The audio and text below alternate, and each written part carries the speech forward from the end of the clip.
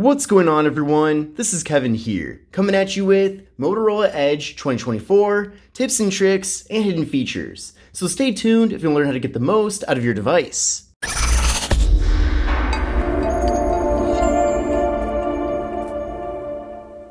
So this is the Motorola Edge 2024. Now this phone has a bunch of different features and abilities, and I'm looking forward to showing you my favorites here in this video. Now the first thing I want to show you is how to get a battery percentage in the upper right corner here on the phone. Now by default, you can see that there is a battery indicator, however it doesn't give us the exact percentage. So to get to this, all we have to do is pull down the shade, then from there go to the gear icon, which will take us over to the settings, go to search, type in battery, and you'll see right there battery percentage, go there, and then you'll see right here, check that off.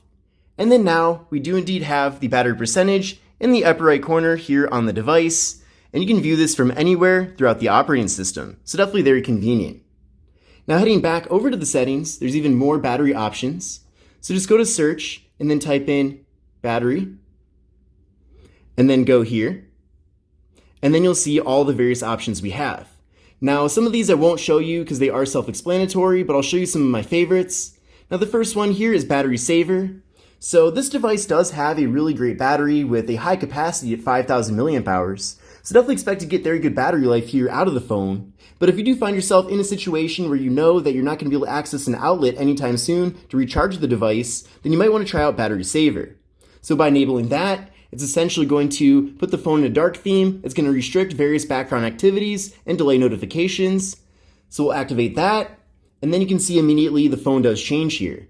So I wouldn't always keep the device in battery saver because you're not getting the full experience here, but certainly compared to having a phone that's completely out of battery, battery saver is definitely very nice to have. Now if you do find yourself consistently using battery saver during certain times of the day, you can set a schedule for that. And what's nice as well is that once the phone does get back up to 90%, battery saver will then turn off. Now one of the signature features of this device is that it does have 68 watt fast charging, which is super impressive. But I noticed this feature here called Charge Boost. So if you do decide to enable Charge Boost, it will then charge your phone a bit faster, but it will keep everything optimized. The only downside is this process may heat up your device. So if you want to charge your phone even faster than it's typically being charged, you can indeed enable this feature, which is certainly very cool and unique. We also have optimized charging right here. So basically as your phone learns how you're using the device, it will then decide how to exactly recharge the phone. So the idea here is that if it really especially optimizes the charging, it'll keep your battery healthier over a long period of time. And then adding to that, you can see here that we have overcharge protection. So charging is limited to 80%.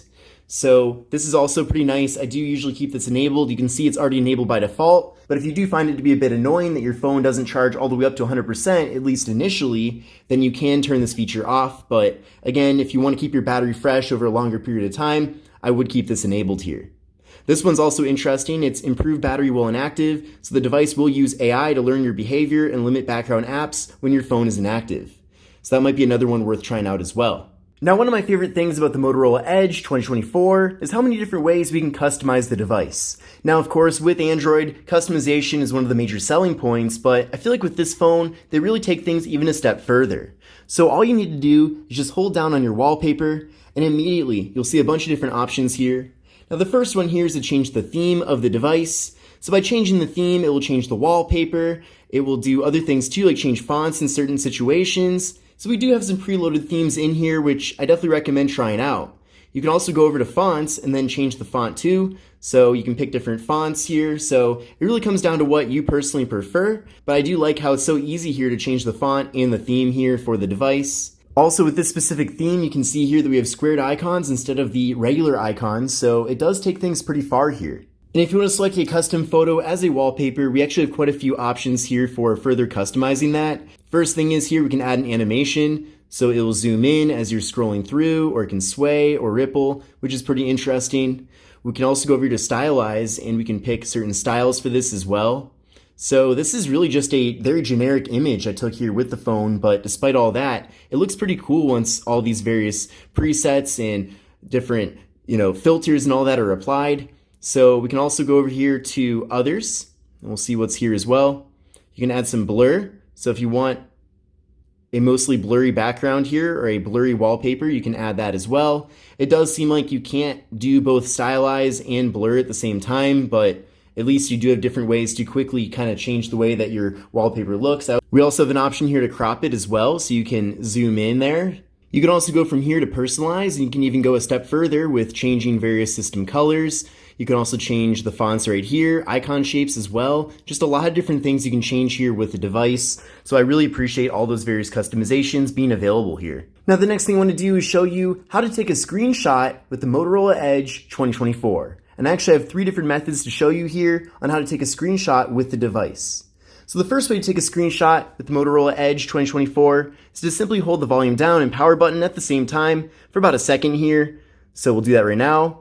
And you can see it took the screenshot. Then from there we can edit it, share it, or even delete it. Now the next way to take a screenshot is called 3-finger screenshot. Simply take 3 fingers, hold them down on the display, and then the phone will take a screenshot. So that's very easy and very convenient. And then the final way to take a screenshot here is to use your recent apps button. So you have to have a specific app you want to take a screenshot of, but for this example, I'll take a screenshot of this page. So I'm going to go down here to this button, and then from there, I'm going to tap on this button right there to then take a screenshot.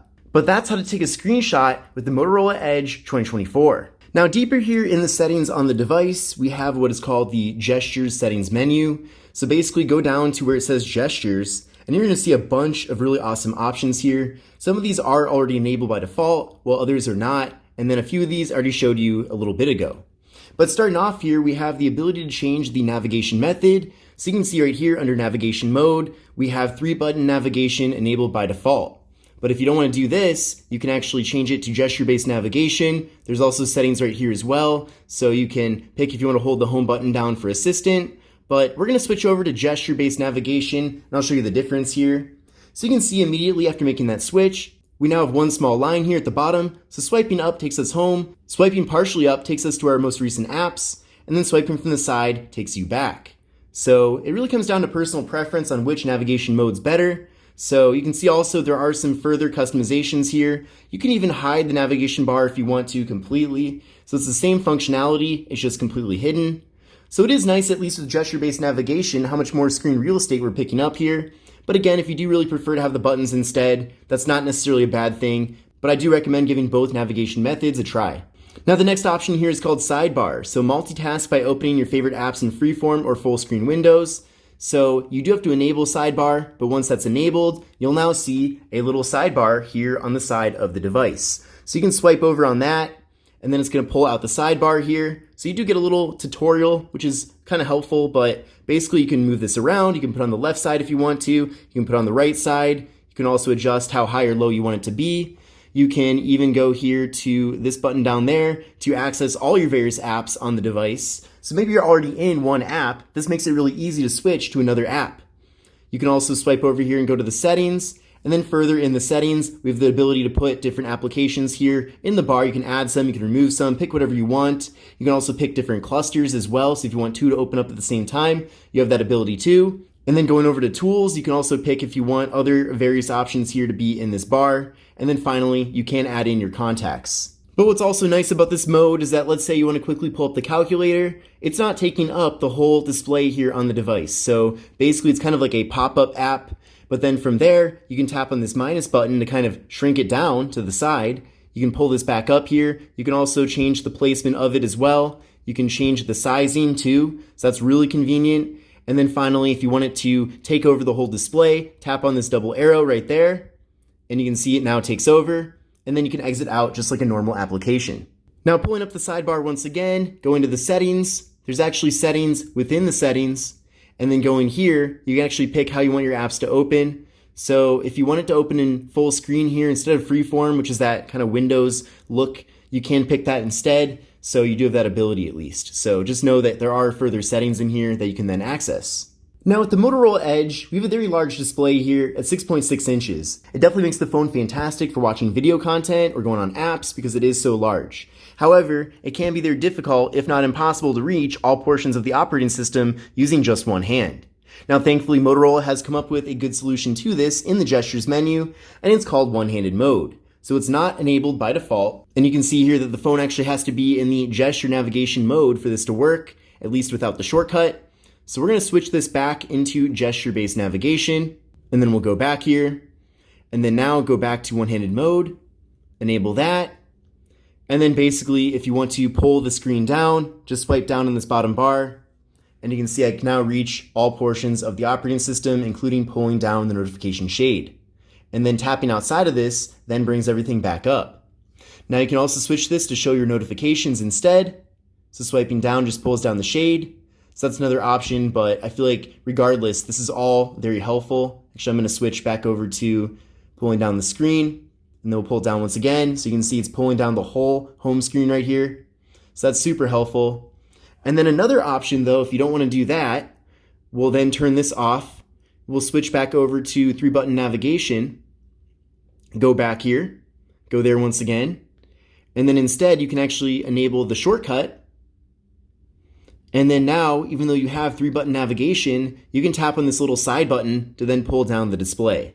So there are multiple methods here of using one-handed mode, but just know that you have different options here. Now the next option here is called swipe to split. Basically you can swipe back and forth and then do split screen. So we'll enable that. We'll try this out. There we go, I did it. So we'll try this out. I'm gonna do a split screen between the calculator and the web browser. So we'll swipe. And then now you can see that app is moved up. Then from here I can pick the second app. And then now you can see it's a 50-50 split. And then from there, if you want it to be more of one app or less than the other, you can make that adjustment too. And then if you want one of these apps to completely take over, just swipe completely up. Another way to split apps as well is to go to the recent apps button here, and then in this menu, tap right there, and then just tap on split top. And then right from there, it'll split it once again. You can pick the other app you want on the other side. So on the side of the device here, we have a button here, and it's called the quick button. So we're gonna hold this button down for a second to pull up the menu for it. But you can see here that if you do a single press, you can pick what you want it to access. So you can have it play or pause music, you can have it pull up the recorder or screen record, or you can launch any app of your choosing. So by default, it is going to launch the generic Moto app, but you can go here to the settings and then pick any app that you want. And then from there, have it be pulled up from that button. So I'm going to pick Instagram, for example. So we'll choose that right here. We'll go back here. Then now a single press of this button pulls up Instagram. Another option is to have it pull up the camera. So I switched over to that, and then pressing it one time pulls up the camera app here. Now the double press options are a little bit strange because if you double press, all of the functionalities you can choose from are limited to streaming an app onto your PC, copying a file to your PC, mirroring your phone, using your phone as a webcam, or even Smart Connect. So I'm not sure why they couldn't just let you choose any functionality to double press or single press. I don't know why this is all you're limited to by double pressing, but that's just the way it is. And you might not even know that you can even do all of this stuff here with your phone. So you can do that here with the Motorola Edge 2024. Another option is the walkie-talkie. I'm not going to demonstrate that. I'm not really sure who's going to even use that, but that is an option kind of buried here in the settings. Now, another quick and easy way to get to the camera app on your device is just double pressing the power button. And then you can see here, it actually gives you the option initially of choosing the camera or Snapchat. I'm going to go to always for the camera, and you can see double pressing on the power button does that. Now here in the settings, you can turn that off, but the only other option is for it to do nothing, and I don't really see the point of that. Now the next option here is quick launch. So if you double tap on the back of the device, you can access various things here in the phone. So I'm gonna go to the settings right here, and then from there you can pick what you wanna have it open. So you can open any app of your choosing. You can also pick various functionalities here on the device. So I'm gonna have it open an app, and then I'll have it open up the calculator for the sake of this demonstration. And there we go, it pulled up the calculator. I will say though, this isn't the most reliable feature. We also have quick capture, so twist your wrist twice to turn on the camera. And there we go, the camera's now up here. We also have fast flashlight, so put the phone in a chopping motion twice, then we'll turn on the flashlight. There we go. And now the flashlight's off. And the next thing I want to show you are some various display settings here for the phone. So going over to the settings, then going down to display, you can pick the dark theme right here. So you can pick a schedule for dark theme or just manually enable it. You can also kind of change the colors of the display here on the device, which is pretty nice. So definitely kind of see what works best for you.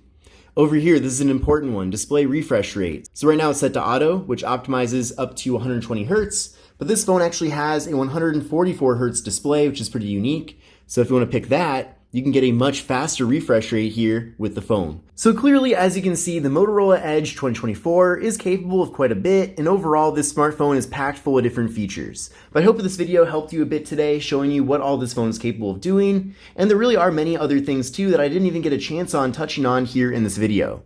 But thanks again for watching, this is Kevin, and I will see you in the next one.